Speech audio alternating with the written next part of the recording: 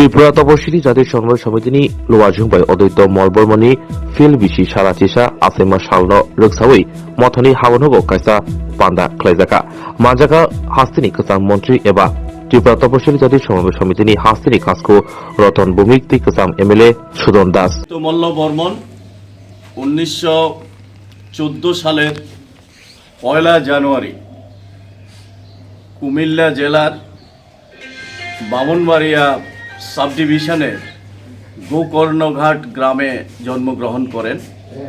মৎস্যজীবী পরিবারে অত্যন্ত দারিদ্রতার সঙ্গে জীবনযাপন করেন এবং অত্যন্ত মেধাবী ছাত্র ছিলেন।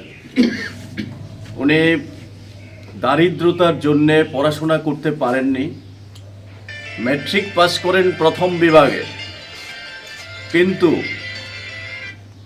কলেজ জীবন শেষ করতে পারেননি দারিদ্রতার জন্যে। নানা কাজ করার জন্যে কাজ খুঁজতে হয়েছে, কিন্তু ছাত্র জীবন থাকতেই লেখালেখি, কবিতা, গল্প, অন্যান্য লেখালেখির সঙ্গে যুক্ত ছিলেন। পরবর্তী জীবনেও এই লেখালেখিতেই উনি নিয়োজিত ছিলেন।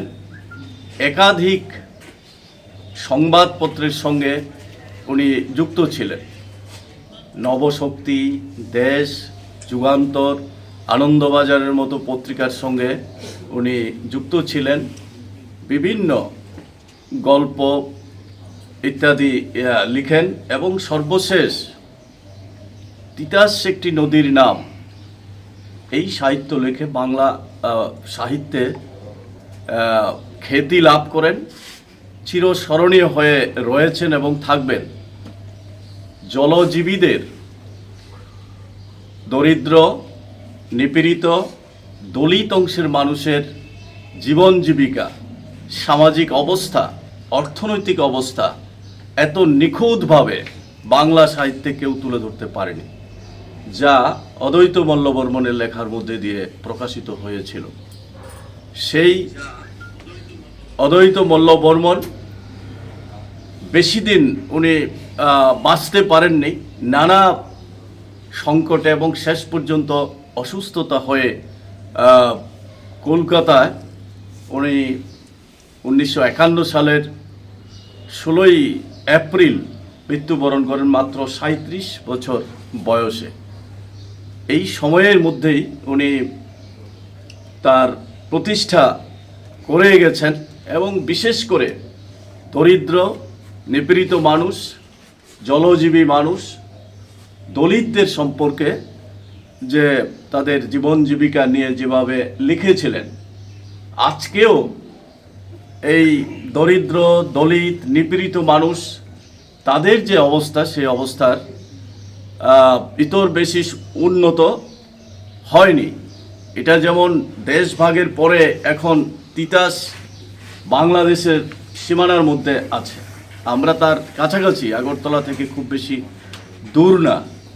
সেই পারের এবং এই পারের মৎস্যজীবীরা তিতাস নদীর আশেপাশে যারা ছিলেন তারা আমাদের ত্রিপুরা রাজ্যে এসেছেন। বিশেষ করে রুদ্রসাগরের পারে ক্যাম্পতলি ইত্যাদি এলাকাতে সেখানে এসে তারা বসবাস করছেন।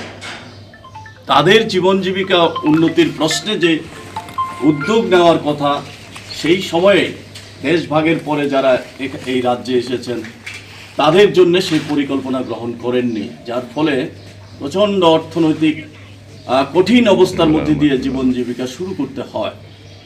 তার পরবর্তী সময়ে বামফ্রন্ট সরকার আসার পর কিছু পদক্ষেপ মৎস্যজীবীদের জলে অধিকার, তাদের জীবিকার উন্নতির প্রশ্নে, মৎস্য উৎপাদনের ধারাবাহিক উন্নতির বিভিন্ন প্রকল্প গ্রহণ করে তাদের মধ্যে শিক্ষা, অন্যান্য সুযোগ সুবিধা দিয়ে উন্নতি করার পরিকল্পনা নিয়েছিলেন। কিন্তু আজকে এই বিজেপি শাসিত এই অবস্থার মধ্যে দেশে যেমন, আমাদের রাজ্যও তেমন, গোটা দেশে যেমন সমুদ্র, নদী, আকাশ কক্তমা কাহাম হাসিনি লোকরংনি বাগৈ খুনজকাयै কিসা জরা রই খনাওই নাইজাবাদি কতাও জরানি কাহাম শাকদুক মাংদুক নাইমুতयै ক্লিনিক তাবুক নিনি আনি যতনি গানা আগতলা দলিवनो मानथगो मं आरोग्य दा complete homeo health solution latest technique tei technology by ke kaham shak na jadi mano arogya the complete homeo health solution no romdi kaham ke hamana shui maya angmani jingjal shakur eba bukurni bemar bekrengni bemar shir eba napni bemar bohogni bemar burirogni ri shumani jingjal kidney ni jingjal srairogni jingjal diabetes eba sugar ni jingjal no khobi dal bidal bemugrongni kaham ke shak na jadi mano abno karibo kifek mani bai chawi jingjalo klai tongnai ro shak hamna musung ka hanke arogya the complete homeo health solution by kurungi man